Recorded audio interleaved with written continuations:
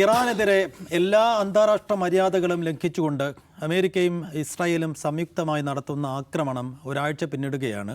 കനത്ത ആൾനാശവും മേഖലയിലാകെ വലിയ ആശങ്കയും അശാന്തിയും കാലുഷ്യവുമൊക്കെ പടർത്തിക്കൊണ്ടുള്ള യുദ്ധം ഇനിയും എത്ര നാൾ എന്നതാണ് ചോദ്യം. ഇന്നിപ്പോൾ ഡൊണാൾഡ് ട്രംപ് പറഞ്ഞിരിക്കുന്നത് സമയപരിധിയില്ല എന്നതാണ്. ഇറാൻ എത്ര നാൾ പിടിച്ചു നിൽക്കാൻ കഴിയും, അമേരിക്കയും ഇസ്രായേലും എത്ര നാളുകൾ കൊണ്ട് അവരുടെ ലക്ഷ്യങ്ങൾ നേടും എന്നതൊക്കെയാണ് ചോദ്യം. നമ്മൾ ആദ്യം സംസാരിക്കുന്നത് യുദ്ധത്തെക്കുറിച്ചാണ്. ജിമി ചേട്ടാ, ഇതിപ്പോൾ ഇസ്രായേൽ ഗസ ആക്രമണം പോലെയല്ല. ഇതിനിപ്പോൾ പല തലങ്ങളുണ്ട്. അതിൻ്റെ വ്യാപനവും അതിൻ്റെ ലക്ഷ്യങ്ങളും ഒക്കെ വലുതാണ്. അപ്പോൾ ഒരു ആഴ്ച പിന്നിടുമ്പോൾ അതിൻ്റെ ഒരു സ്വഭാവം, അതിൻ്റെ ഒരു ഗതി നോക്കുമ്പോൾ എത്ര നാൾ എങ്ങനെ എന്നതാണ് മനസ്സിലാക്കുന്നത്. ട്രംപ് തന്നെ അത് പറഞ്ഞു കഴിഞ്ഞു. 4 ദിവസം കൊണ്ട് ഇപ്പോൾ ശരിയായി തരാമെന്ന് പറഞ്ഞു തുടങ്ങിയ യുദ്ധമാണ്. പിന്നെ പറഞ്ഞു അത് 4 ആഴ്ച വരെ എടുക്കാം, അതോ വേറൊരു ബൈറ്റിൽ തന്നെ 1.5 മാസം, 5 ആഴ്ച വരെ എന്ന് പറഞ്ഞു. ഇപ്പോൾ പറയുകയാണെങ്കിൽ യുദ്ധത്തിന് പരിധിയില്ല എന്ന് പറയുകയാണ്. അപ്പോൾ ഫലത്തിൽ അമേരിക്ക പ്ലാൻ ചെയ്തതുപോലെയല്ല, പരസ്യമായിട്ടെങ്കിലും അവർ പ്ലാൻ ചെയ്തതുപോലെയല്ല ഈ യുദ്ധം പോകുന്നതെന്ന് അതിൻ്റെ ട്രാജക്ടറി നമുക്ക് തന്നെ മനസ്സിലായി.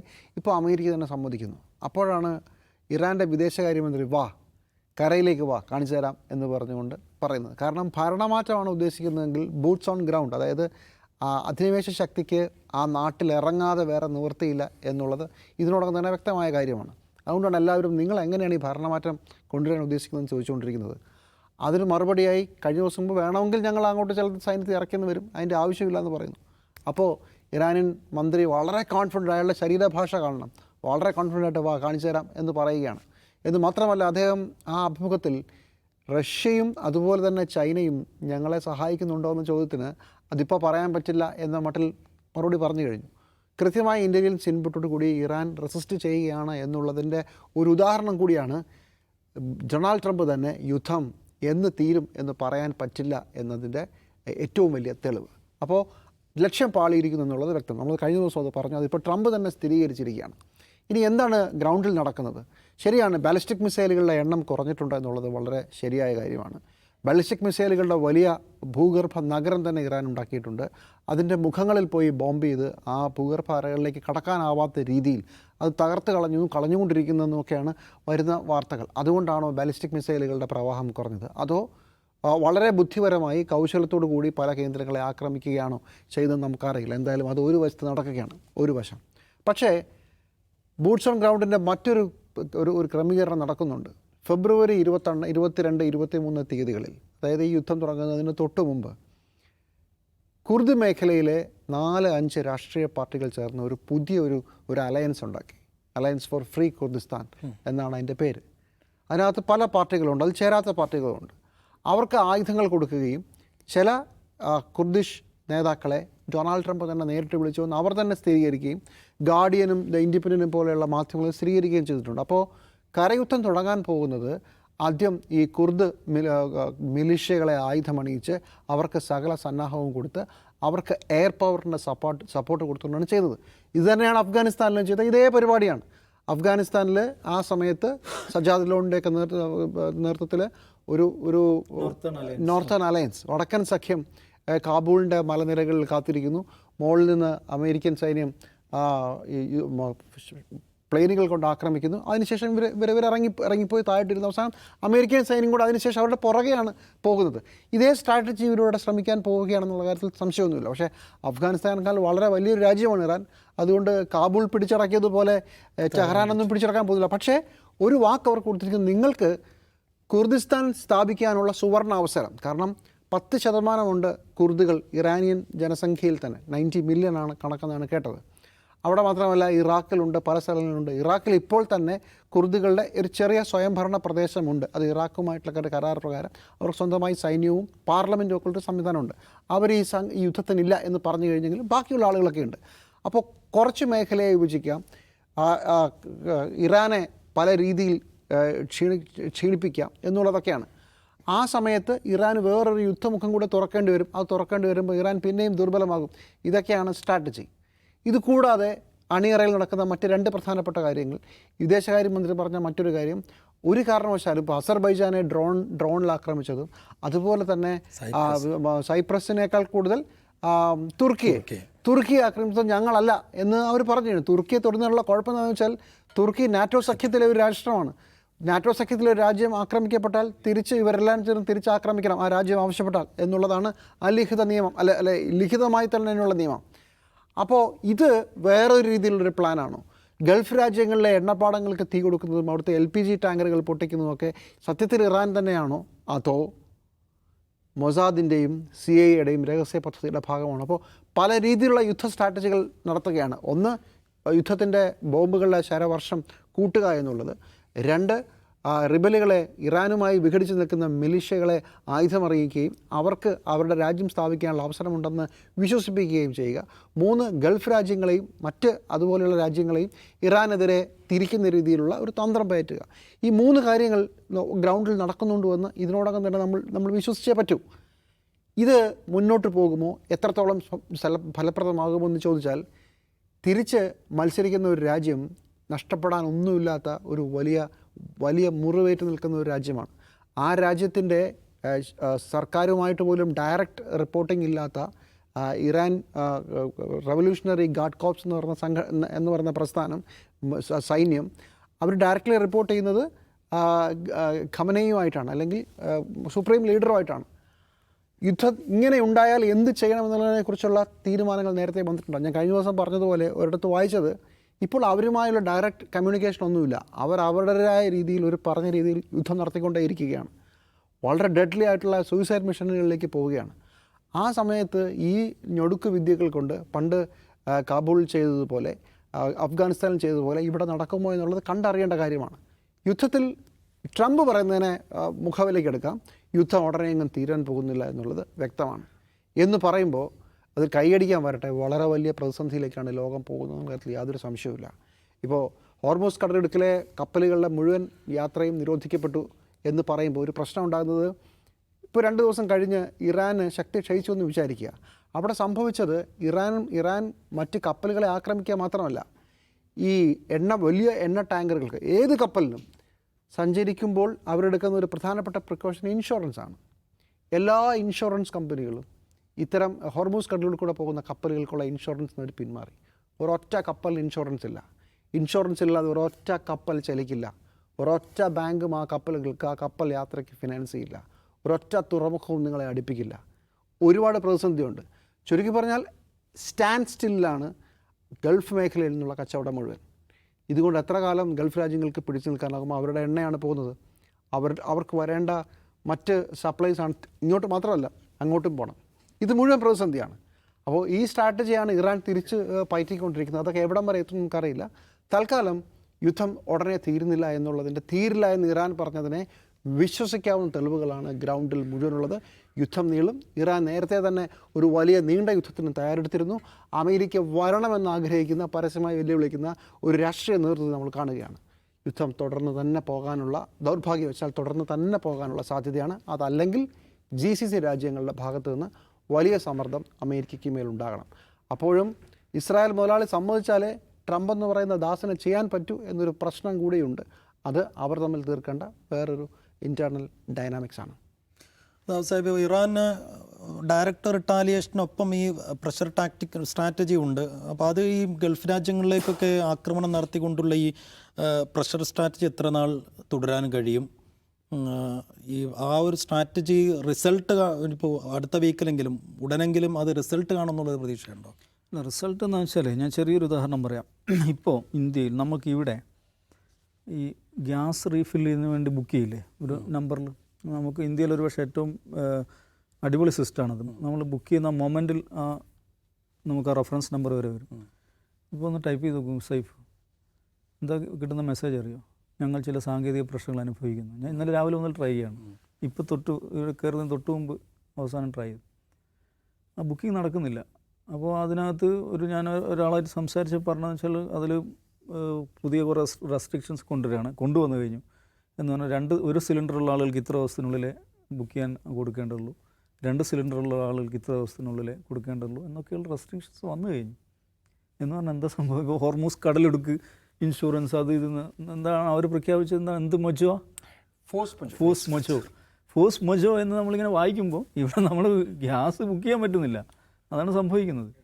എന്ന് പറഞ്ഞാൽ നമുക്ക് ലോകത്തിന് തന്നെ മൊത്തം LNG പ്രൊഡക്ഷൻ്റെ 20% ഇച്ചിരി പോകുന്ന രാജ്യത്ത് നടക്കുന്നത്. ഇത് ലോകത്തെ മൊത്തം ബാധിക്കാനൊരു പത്രഭാഷയല്ല, ദൈനംദിന ജീവിതത്തെ കടന്നു കയറുകയാണ് യുദ്ധം. അതാണ് സംഭവിക്കുന്നത്.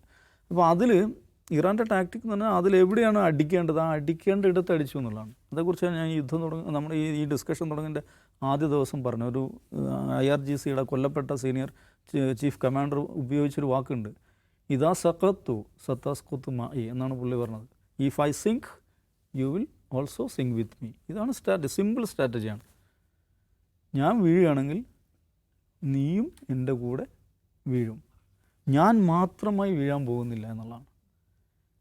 എന്തിനാണ് ഇവർ ഈ പറയുന്ന ഇവിടെയൊക്കെ കയറി അടിക്കുന്നത് വെച്ചാൽ അത് ലളിതമായ അതിൻ്റെ എന്താണ് യുദ്ധതന്ത്രം അതാണ്. ഞങ്ങളെ മാത്രമായി ആക്രമിച്ച് വീഴ്ത്തി ഇല്ലാതാക്കാൻ നിങ്ങൾക്ക് സാധിക്കില്ല. നിങ്ങൾ അതിനു വേണ്ടി ശ്രമിക്കുകയാണെങ്കിൽ നമുക്കൊന്നിച്ച് മുങ്ങാം, നമുക്കൊന്നിച്ച് വീഴാം. ഇതാണ് ഇതിൽ നടക്കുന്നത്. That is done. അത് സംഭവിച്ചു കഴിഞ്ഞു. അത് നമ്മൾ എണ്ണ എടുത്ത് നോക്കിക്കഴിഞ്ഞാൽ മതി. ഇറാൻ അയച്ചിട്ടുള്ള മിസൈലുകളുടെ എണ്ണ എടുത്തു കഴിഞ്ഞാൽ ഇസ്രായേലിലേക്ക് അയച്ചതിനേക്കാൾ കൂടുതൽ എവിടേക്കാണ് അയച്ചിരിക്കുന്നത്? GCCയിലേക്കാണ് അയച്ചിരിക്കുന്നത്, ഗൾഫ് കൺട്രീസിലേക്കാണ് അയച്ചിരിക്കുന്നത്. അത് വെച്ചിട്ട് ഇറാനെ വിമർശിക്കുന്ന ആളുകളുണ്ട്. ഓഫ് കോഴ്സ് വിമർശിക്കാൻ നിശ്ചയമായിട്ട് അവകാശമുണ്ട്. പക്ഷേ അവരുടെ ബേസിക് ടാക്ടിക് എന്ന് പറഞ്ഞാൽ അതാണ്.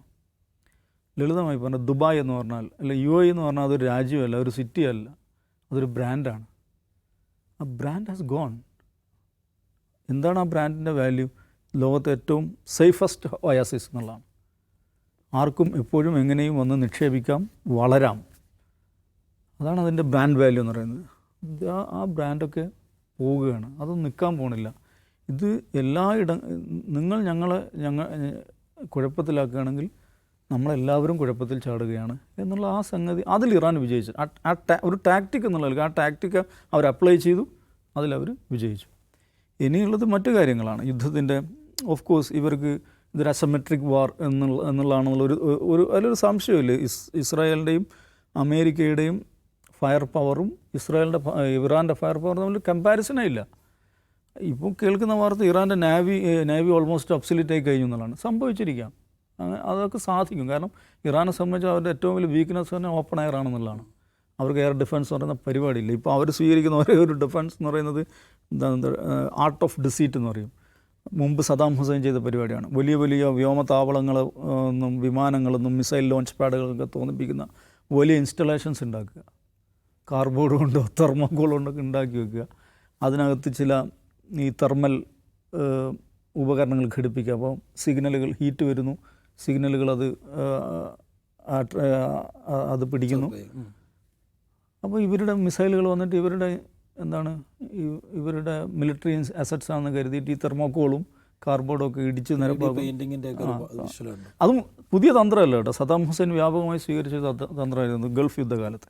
അപ്പോൾ ആർട്ട് ഓഫ് ഡിസീറ്റ് എന്ന് പറയുന്ന ചതിയുടെ കല എന്ന് പറയുന്ന ഒരു സംഗതി, അതല്ലാതെ അവർക്ക് വഴിയില്ല. അവരുടെ ഓപ്പൺ എയറാണ്. പിന്നെ ഉള്ളത് ബാലിസ്റ്റിക്സ് ആണ്. ബാലിസ്റ്റിക്സ് അവർ ഉപയോഗിക്കുന്നുണ്ട്. അതിപ്പോൾ നമ്മളിപ്പം വരുന്നതിന് തൊട്ട് മുമ്പ് ബെൻഗൂറിയൻ എയർപോർട്ടിൽ ഇത് വന്ന് വീണു. കാരണം ബെൻഗൂറിയൻ എയർപോർട്ട് എന്ന് പറഞ്ഞാൽ ഒരുപക്ഷെ ഇസ്രായേലിൽ ഈ പറയുന്ന എയർ ഡിഫൻസ് സിസ്റ്റം അതിശക്തമായിട്ട് അയൺ ഡോം ഉപയോഗിച്ച് വെച്ചിട്ടുള്ളതാണ്. അതിലേറ്റവും കൂടുതൽ ഒരുപക്ഷെ വിന്യസിച്ചിരിക്കുക ബെൻഗൂറിയൻ എയർപോർട്ടിന് ചുറ്റുമായിരിക്കും. പക്ഷേ അതുപോലും കോംപ്രമൈസ് ചെയ്യപ്പെട്ടു. വ്യാപകമായി ടെലവീവിലും ഹൈഫയിലും ഒക്കെ ഈ പെനട്രേഷൻ, ഇറാൻ മിസൈൽ പെനട്രേഷൻ നടക്കുന്നത്. അപ്പോൾ അവരുടെ ബാലിസ്റ്റിക് ആസറ്റ് എന്നുള്ള അവരുടെ ശക്തിയാണ്, അതവർ പ്രയോഗിക്കുന്നു. പക്ഷേ ഇത് നോക്കൂ, ഈ അമേരിക്കയും ഇസ്രായേലും എന്താണ് ലക്ഷ്യം വെച്ചിരിക്കുന്നതാണ് ഇതിലെ ബേസിക്കായ ക്വസ്റ്റ്യൻ. അതിൽ ഓരോ ദിവസവും ഓരോ കാര്യങ്ങളാണ് പറയുന്നത്. ഇതിൻ്റെ നമ്മുടെ ടാർഗറ്റ് എന്താണ്, ഡെസ്റ്റിനേഷൻ എന്താണ്. അപ്പോൾ അതേക്കുറിച്ച് യാതൊരു ലക്ഷ്യവുമില്ല എന്നുള്ളത് ട്രംപിൻ്റെ ഓരോ ദിവസത്തെ സംസാരം നമുക്ക് മനസ്സിലാവും. ഇന്നലെ ഇപ്പോൾ അദ്ദേഹം പറഞ്ഞത് അവിടെ പുതിയ ലീഡർഷിപ്പൊക്കെ വന്ന് എനിക്ക് ഇഷ്ടപ്പെട്ടിട്ടില്ല കേട്ടോ, അവരൊന്നും എനിക്ക് ഇഷ്ടപ്പെട്ടിട്ടില്ല, ഞാൻ വേറെ ചില ആളുകളെ കണ്ടിട്ടുണ്ടെന്നൊക്കെയാണ് പറയുന്നത്. ഇതാരാണ് ഈ പറയുന്നത്? ഇയാൾക്ക് എന്താ ഇതിനുള്ള അധികാരം? അല്ല, ഇങ്ങനെ തീരുമാനിച്ചു വെച്ചാൽ അങ്ങനെ ചെയ്യാൻ പറ്റും? ഞാൻ വിചാരിക്കുന്ന ആളെ അവിടെ വെക്കണം എന്ന് പറയുന്നത്. നമുക്ക് അവിടെ സുപ്രീം ലീഡർ ഡീക്യാപിറ്റേറ്റഡ്, അവിടുത്തെ മിലിറ്ററി ലീഡർഷിപ്പ് മൊത്തം അവർ കൊല്ലപ്പെട്ടു. അവിടെ ഒരു പവർ വാക്വം ഉണ്ടായിട്ടില്ല. ഒരു ലീഡർഷിപ്പ് അവിടെ ഉണ്ട്. ലീഡർഷിപ്പ് ഉണ്ട് എന്ന് പറഞ്ഞാൽ ഇറാനിയൻ ഭരണഘടന പ്രകാരം സുപ്രീം ലീഡർ കൊല്ലപ്പെട്ടു കഴിഞ്ഞാൽ 90 ദിവസത്തിനകം തിരഞ്ഞെടുത്താൽ മതി. പുതിയ സുപ്രീം ലീഡർ 90 ദിവസത്തിനകം തിരഞ്ഞെടുത്താൽ മതി. പക്ഷെ വിതിൻ ഡേയ്സ് നമുക്കറിയാം അവിടെ സംവിധാനം ഉണ്ടായിട്ടുണ്ട്. ഈ പറയുന്ന 3 മെമ്പർ കൗൺസിലാണ് ഭരണഘടന വിഭാവന ചെയ്യുന്നത്. അതിനകത്ത് ഈ അലി റിസ ആണ് അതിന് നേതൃത്വം കൊടുക്കുന്നത്. അലി റിസ ആറാഫിയാണ് നേതൃത്വം കൊടുക്കുന്നത് എന്ന് ഏതെങ്കിലും ഒരു ലീഡർഷിപ്പ് അവിടെ ഉണ്ടെന്നുള്ളത് അത് വിസിബിളാണ്. അവർ സംസാരിക്കുന്നു, വിദേശകാര്യമന്ത്രി സംസാരിക്കുന്നുണ്ട്, പ്രസിഡൻറ്റ് സംസാരിക്കുന്നുണ്ട്. എന്ന് പറഞ്ഞാൽ ഒരു പവർ വാക്യൂം സൃഷ്ടിക്കാൻ സാധിച്ചിട്ടില്ല. പിന്നെ ഇവരുടെ ട്രംപിൻ്റെ ഇറാനെക്കുറിച്ചുള്ള എനിക്ക് തോന്നുന്ന കാഴ്ചപ്പാടിൻ്റെ കുറേ പ്രശ്നങ്ങളുണ്ട്. ഇപ്പോൾ റിസ ഷാ പെഹ്ലവിയാണ് അവർ എയർ ഡ്രോപ്പ് ചെയ്യാൻ വിചാരിക്കുന്നത്, ഇറാൻ്റെ പുതിയ പ്രസിഡൻ്റായിട്ട് എയർ ഡ്രോപ്പ് ചെയ്യാൻ വിചാരിക്കുന്നത്.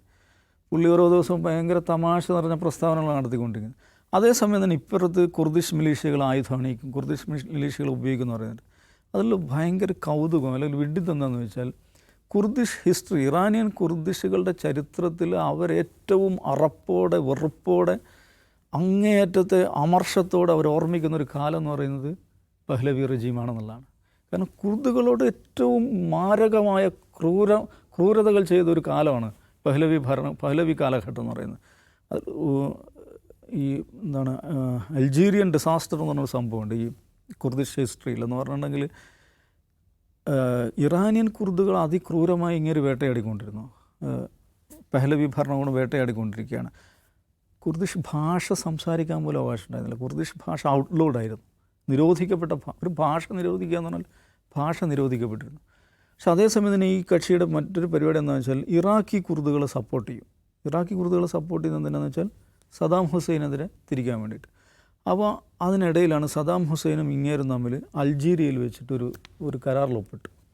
ആ കരാറിലൊപ്പിട്ട് ഈ അഹമ്മദ് റസ ടെഹ്റാനിലെത്തുന്നതിന് മുമ്പ് ഈ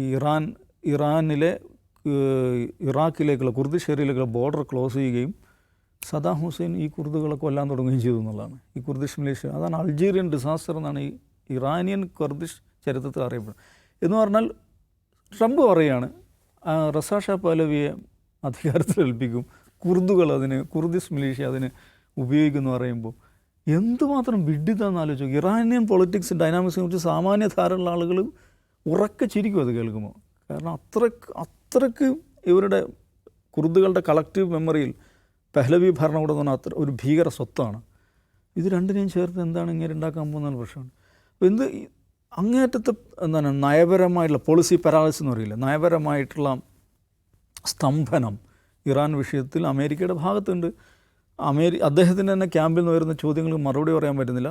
ഒറ്റ കാര്യത്തിൽ മാത്രമേ അവർക്ക് ക്ലാരിറ്റി ഉള്ളൂ, ഇത് നെതന്യാഹുവിന് വേണ്ടി ചെയ്യുന്ന പരിപാടിയാണ്. പക്ഷെ അത് പച്ചക്ക് പറയാനും പറ്റുന്നില്ല. ഈ നെതന്യാഹുവിൻ്റെതായിട്ടുള്ള ലക്ഷ്യങ്ങളുണ്ട്. പക്ഷെ എൻ്റെ ഇതിൽ സംഭവിക്കുന്നത് എന്താണെന്ന് ചോദിച്ചിട്ടുണ്ടെങ്കിൽ ഈ പറയുന്ന കൊലാപ്സ്, ഇൻ്റർനാഷണൽ ഓർഡറിൻ്റെ കൊലാപ്സ് സംഭവിച്ചു കഴിഞ്ഞു. ഒരു നോം ബേസ്ഡ് വേൾഡ് ഓർഡർ എന്ന് പറയുന്നത് അത് ഇല്ലാതാവുകയും മൈറ്റ് ഈസ് റൈറ്റ്, ശക്തിയുള്ളവൻ കാര്യങ്ങൾ തീരുമാനിക്കുന്നിടത്തേക്ക് സംഗതികൾ എത്തിക്കഴിഞ്ഞു. പക്ഷേ അത് അവിടെ മാത്രം നിൽക്കുകയല്ല, ഈ മൈറ്റ് ഈസ് റൈറ്റ് എന്ന് പറഞ്ഞ് നടക്കുന്ന ആളുകളുടെ അല്ല, അവരുടെ തന്നെ വാലറ്റ്, അവരുടെ തന്നെ പോക്കറ്റിനെ പോലും ബാധിക്കുന്ന തരത്തിലേക്ക് ഈ സാധനങ്ങൾ വികസിക്കുന്നുള്ളതാണ്. ഇന്ന് ഫിനാൻഷ്യൽ ടൈംസിൽ വന്നിട്ടുള്ള റിപ്പോർട്ടുണ്ട്, ഒരു അനാലിസിസാണ്. എന്ന് പറഞ്ഞാൽ ഗൾഫ് രാജ്യങ്ങളുടെ, നമുക്കറിയാം ഗൾഫ് രാജ്യങ്ങളുടെ ഏറ്റവും വലിയ ശക്തി എന്ന് പറഞ്ഞാൽ അവരുടെ സോവറിൻ വെൽത്ത് ഫണ്ടുകളാണ്. ഈ സോവറിൻ വെൽത്ത് ഫണ്ടുകളുടെ നല്ലൊരു ഭാഗം അവർ ഇൻവെസ്റ്റ് ചെയ്തിരിക്കുന്നത് എവിടെയാണ്? അമേരിക്കയിലാണ്. 2 ട്രില്യൺ വരും. ഈ കുവൈറ്റ്, സൗദി അറേബ്യ, UAE മാത്രം ചേർന്നുള്ള, ഖത്തർ മാറ്റി നിർത്തിയാൽ, ഖത്തറിൻ്റെ വേറെ വരുന്നുണ്ട് കേട്ടോ. ഈ 3 രാജ്യങ്ങൾ മാറ്റി നിർത്തിയ 2 ട്രില്യൺ ഇൻവെസ്റ്റ്മെൻറ്റ് അമേരിക്കയിലുണ്ട്. ആ ഇൻവെസ്റ്റ്മെൻറ്റ് പിൻവലിക്കുന്നതിനെ കുറിച്ച് ഈ രാജ്യങ്ങൾ ആലോചിക്കുന്നത് ഫിനാൻഷ്യൽ ടൈംസാണ് റിപ്പോർട്ട് ചെയ്യുന്നത്. അത് സൃഷ്ടിക്കുന്നത് അമേരിക്ക എന്ന് പറഞ്ഞാൽ മൾട്ടി ട്രില്യൺ ഡെപ്റ്റഡ് ആയിട്ടുള്ള ഒരു എക്കണോമിയാണ്. അതുകൂടെ നമ്മൾ മനസ്സിലാക്കണം. അത് അവർ പിൻവലിക്കുകയാണെങ്കിൽ അതുണ്ടാക്കുന്ന ആഘാതം എന്താണ്? ഇനി ഗൾഫ് രാജ്യങ്ങളിൽ അമേരിക്ക സംഭവിച്ചുള്ളൊരു സംഗതി കൂടെ മനസ്സിലാക്കാം. ഇത് വളരെ പ്രധാനപ്പെട്ട ഒരു പോയിൻ്റാണ്. എന്തുകൊണ്ടാണ് ഈ ഇറാൻ ഗൾഫ് രാജ്യങ്ങൾ ആക്രമിക്കുന്നത്? അവിടെ അമേരിക്കൻ അസറ്റ്സ്, മിലിറ്ററി അസറ്റ്സ് ഉണ്ട് എന്നുള്ളതുകൊണ്ടാണല്ലോ. എന്തിനാണ് ഗൾഫ് രാജ്യങ്ങൾ അവിടെ അമേരിക്കൻ മിലിറ്ററി പ്രസൻസ് ഉണ്ടാക്കി വെച്ചത്?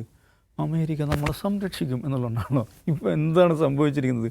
ഫലത്തിൽ അമേരിക്ക അവിടെ അമേരിക്കൻ പ്രസൻസ് എന്തിനു വേണ്ടിയാണ്? അമേരിക്ക സംരക്ഷിക്കും. ഇപ്പം ഗൾഫ് രാജ്യങ്ങൾ ആക്രമിക്കപ്പെടുന്നത് എന്തുകൊണ്ടാണ്? ഈ സംരക്ഷിക്കുമെന്ന ധാരണയിൽ അവർ കുടിയിരുത്തിയ അമേരിക്കൻ സാന്നിധ്യമാണ് അവർ ആക്രമിക്കപ്പെടാൻ കാരണം. എന്ന് പറഞ്ഞാൽ അമേരിക്കൻ പ്രസൻസ് എന്ന് പറഞ്ഞാൽ നമുക്ക് സെക്യൂരിറ്റി ആണോ, നമുക്ക് ത്രെറ്റ് ആണോ? ഇതൊരു ഫണ്ടമെൻ്റൽ ക്വസ്റ്റ്യനാണ്. മെനിയാന്ന് അമേരിക്ക കൊടുത്തിട്ടുള്ള അഡ്വൈസറി എന്താണ്? മുഴുവൻ നമ്മുടെ പൗരന്മാരും രാജ്യം വിട്ടു പോകണമെന്ന്. 7 രാജ്യങ്ങൾ, ഈ ഗൾഫ് രാജ്യങ്ങളടക്കമുള്ള 7 രാജ്യങ്ങളിലെ അമേരിക്കൻ പൗരന്മാർക്ക് ഇവർ അഡ്വൈസറി കൊടുത്തു, വണ്ടി വിട്ടോന്ന്. എന്ന് പറഞ്ഞാൽ എന്താണ്? അതാണ്ട് നമ്മൾ സംരക്ഷിക്കുമെന്ന് പറഞ്ഞിട്ട് നമുക്ക് ഗ്യാരണ്ടി തന്നുള്ള ആൾ പറയാണ് വണ്ടി വിട്ടോ എന്നൊരു ഇവന്മാർക്ക് സംരക്ഷിക്കാൻ കഴിയില്ലെന്ന് മാത്രമല്ല ഇവന്മാരുടെ പ്രസൻസ് നമുക്ക് ത്രെറ്റായി മാറുകയാണ്. ഇത് ഗൾഫ് രാജ്യങ്ങൾക്കുള്ള വലിയൊരു പാഠമാണ്. അവിടുത്തെ ഭരണകൂടവും അവിടുത്തെ മനുഷ്യരും ചിന്തിക്കുന്ന ഒരു സന്ദർഭമാണ്. നമ്മൾ എന്തുകൊണ്ട് ആക്രമിക്കപ്പെടുന്നു? നോക്കൂ, ഇവന്മാരുള്ളത് കൊണ്ട്. ഇവന്മാരെന്ത് ചെയ്യുന്നു? ഇവർ വണ്ടി പാക്ക് ചെയ്ത് പോകുന്നു.